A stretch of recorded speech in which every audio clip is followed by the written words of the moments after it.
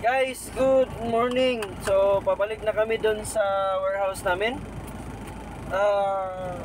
Kakabili lang namin ng pang-snacks. Okay. So, share ko lang kahapon. Muntik na akong na-scam. Okay. Ginamit pa yung pangalan ng Kapintin Brothers. Alam ko din. Okay. Ginamit pa. Sabi pa daw na nanalo ako. Times 5 daw yung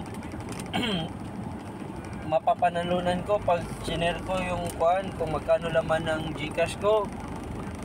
Nung sinend ko, sabi agad na dito na lang din. Sabi agad na sige sir, paki-share screen na lang. Thank you, thank you. Okay. Kasi tatawid tayo. Ay! Okay. So, yun guys. Share screen ko. Sabi niya, punta daw ako sa Gcash ko. Kasi magna-navigate siya. Titignan niya yung yun pala, kaya niya share screen kasi gusto niya malaman yung password ko sa Gcash. Kaso yung Gcash ko naka-biometric. So hindi na, no need na ako magpindot-pindot ng password. Yun din dapat kayo din, para safe kayo, dapat naka-biometrics kayo. Yan na. In-instruct ba nga naman ako na, sir, mag-manual ka, huwag kang mag-biometric kasi nagbablock daw yung sa screen niya. Sabi ko, iba to ah. Kaya agad-agad, dinown ko yung call ni Kapinpin daw. At saka, immediately, biglang may nag-pop up sa akin na nag-send ng OTP.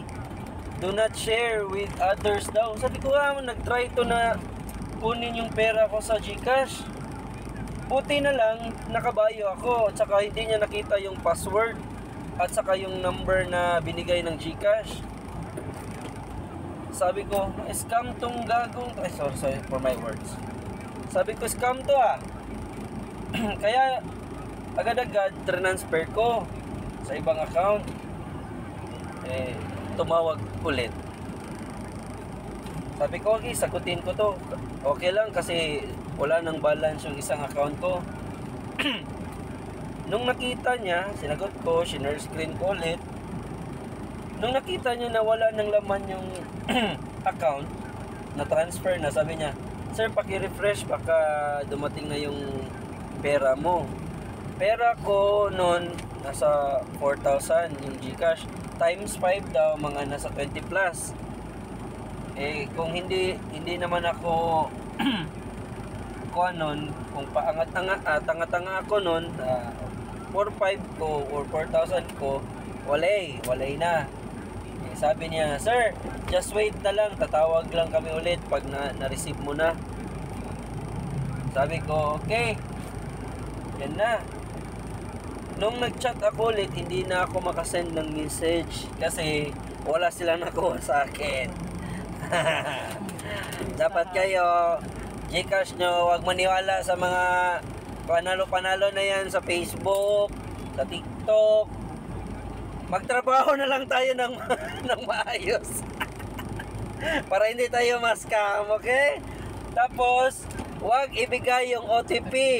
Gamit kayo ng biometrics palagi para hindi nila makita